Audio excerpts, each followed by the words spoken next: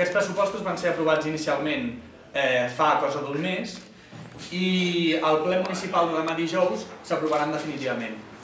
Creiem que les 13 al·legacions que nosaltres vam presentar seran desestimades.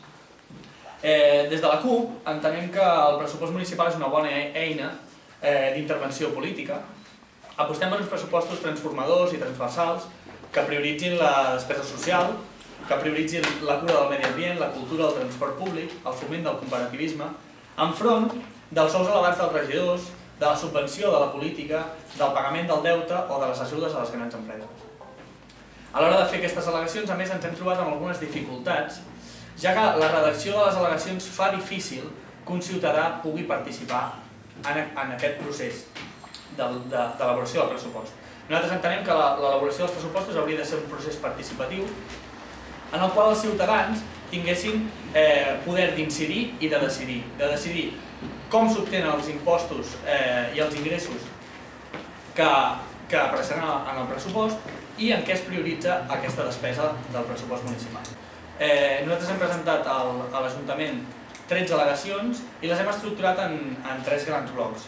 Hi hauria un primer bloc de despesa, un altre bloc que seria d'ingressos i hi hauria un tercer bloc més propositiu que seria tot aquest estalvi que nosaltres fem amb la despesa en què intentaríem destinar.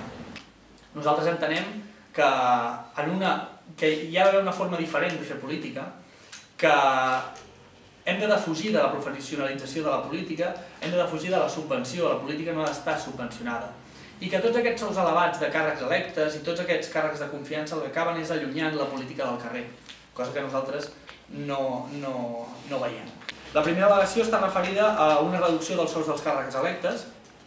Proposem una reducció del 30% de l'assignació als càrrecs electes que perceben més de 50.000 euros anuals i una reducció del 20% als que perceben menys de 50.000 euros anuals. Això suposaria un estalvi a la despesa al voltant de 230.000 euros i a aquests càrrecs electes els hi quedaria un sou més que digne. Per tant, i tenint en compte això, el que considerem inadmissible és que hi hagi una partida de 300.000 euros, que també creiem que s'hauria d'eliminar, destinada a les dietes i a la locomoció d'aquests càrrecs electes. Pel que fa també a aquest àmbit de presidència, proposem també la supressió dels 6 assessors contemplats en el pressupost. El pressupost municipal d'aquest any contempla 6 assessors que apareixen com a personal eventual, és gent que està designada a dit, són personal de lliure designació, i les tasques dels quals no estan ben definides. La supressió d'aquesta partida suposaria un estalvi del voltant de 300.000 euros, per tant aquests assessors estan cobrant sous astronòmics, que creiem inadmissibles. Amb el que comentàvem del tema de les subvencions a grups polítics, nosaltres creiem que la política no ha de ser quelcom subvencionat i, per tant, una subvenció de 400.000 euros a grups polítics, en aquests temps que corren, no la considerem de cap de les maneres. A més, l'Ajuntament de Terrassa és l'Ajuntament de tota Catalunya que més subvenciona els grups polítics. Per últim, en aquest àmbit de presidència, hi ha una partida que no és tan elevada com les altres, però que considerem 100% inadmissible en un context de crisi econòmica com l'actual, que és el fet que es destinin 75.000 euros a atencions protocolàries. Nosaltres entenem que el deute municipal és una cosa necessària, ja que els ajuntaments tenen un dèficit d'ingressos per la despesa que han d'assumir. Ara bé, el deute municipal actualment està ofegant literalment a molts ajuntaments catalans. Per tant, tenint en compte que l'Ajuntament de Terrassa té un deute de 100 milions d'euros actualment, la major part dels quals és amb entitats financeres, algunes d'elles responsables, entre altres coses, de l'estafa dels preferents, de clàusules abusives o bé dels desnonaments que dia a dia tenim a la nostra ciutat. Concretament, en el pressupost del 2014, el retorn d'aquest deute suposa al voltant de 14 milions d'euros, aproximadament un 10% del pressupost. És una xifra molt important. Per tant, el que nosaltres proposem és la creació d'una auditoria ciutadana del deute que sigui capaç de destriar quina part d'aquest deute és legítima i quina part d'aquest deute és il·legítima i, per tant, no s'hauria de pagar. En aquesta mateixa línia, el que és completament inadmissible és el pagament dels interessos del deute. No hem d'oblidar que els interessos del deute no és més que els beneficis que les entitats financeres esperen obtenir de la compra de deute públic. En el pressupost corrent, aquests interessos suposen 3,5 milions d'euros. Els bancs s'han pensat que els ajuntaments eren empreses a les quals es podien invertir per obtenir una certa rendibilitat i això no és així. Els ajuntaments existeixen per prestar uns serveis als ciutadans. En el moment en què aquests ajuntaments es veuen obligats a fer una retallada de la despesa social per fer front a aquest pagament del deute, els beneficis d'aquest deute amb les entitats bancàries no s'han de pagar. Ni un euro més als bancs a costa de la despesa pública. Que en la major part d'àrees i capítols del pressupost municipal apareixen partides anomenades altres despeses diverses. Que aquestes partides són partides petitetes, extraordinàries, però que si sumem totes les partides del pressupost suposen gairebé 900.000 euros. És a dir, una xifra important, la qual no sabem a què va destinada i ens agradaria conèixer. A la mateixa línia també trobem que es destinen 300.000 euros a aplicacions informàtiques. Ens agradaria conèixer també quines són aquestes aplicacions informàtiques perquè creiem que en un moment en què cal potenciar el software lliure, potser no caldria destinar 300.000 euros a una despesa en aplicacions informàtiques. I per últim, ens adonem en el pressupost que les aportacions a les societats municipals de l'Ajuntament de Terrassa ascendeixen a gairebé 26 milions d'euros. És a dir, és una part molt gran del pressupost municipal. El pressupost d'aquestes societats municipals no el coneixem detalladament i per tant no podem saber si aquesta aportació que l'Ajuntament municipal fa a aquestes societats municipals és correcta o no és correcta. Ens agradaria poder tenir molta més informació per decidir això.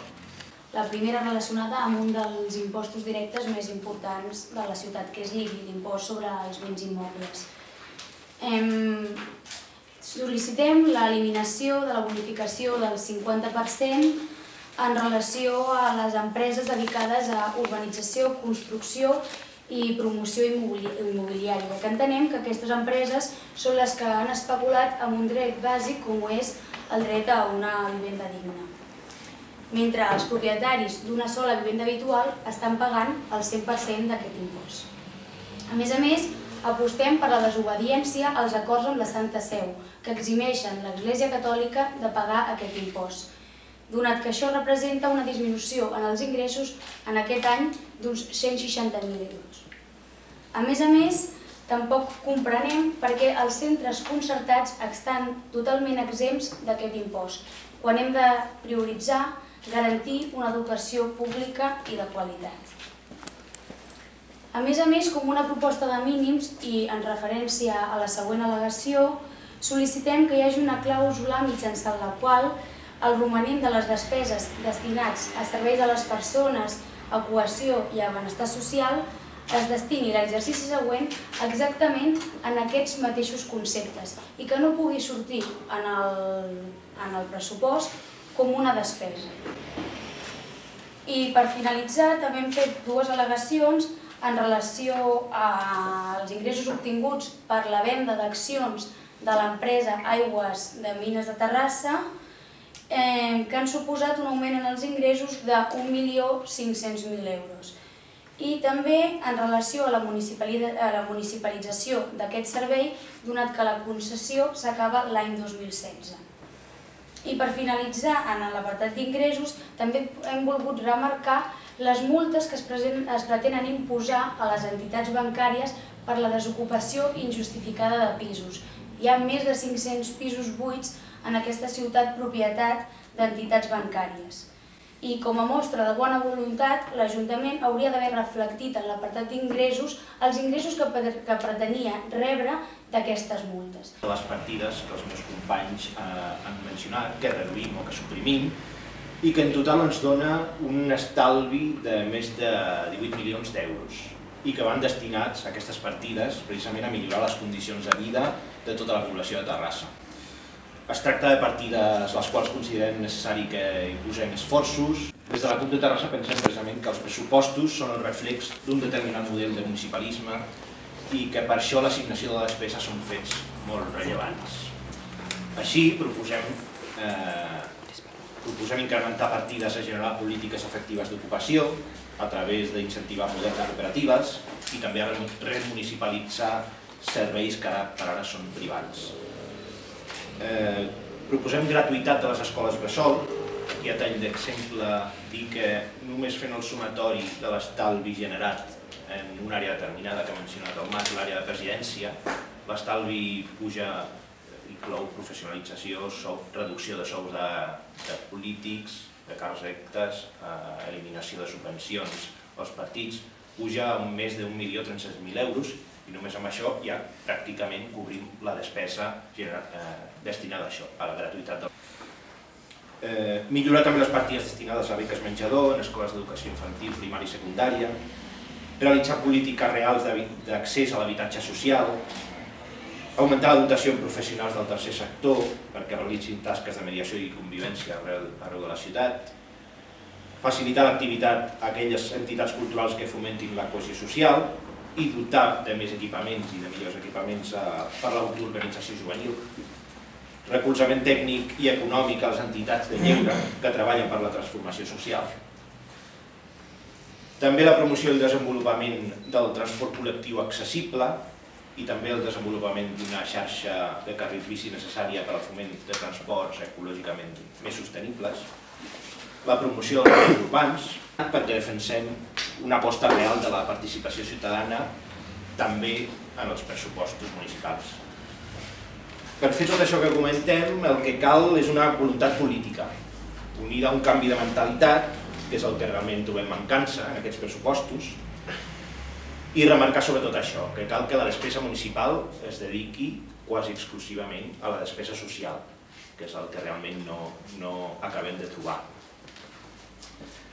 No podem permetre que l'administració més propera al ciutadà, com és l'Ajuntament, esdevingui còmplice de la pèrdua de drets i de benestar que estem patint, ni que sigui una mera espectadora. Per això l'Ajuntament hauria de tenir un paper més actiu en la defensa de la classe treballadora, assumir la seva importància com a element dinamitzador per garantir els drets socials i promoure la justícia social.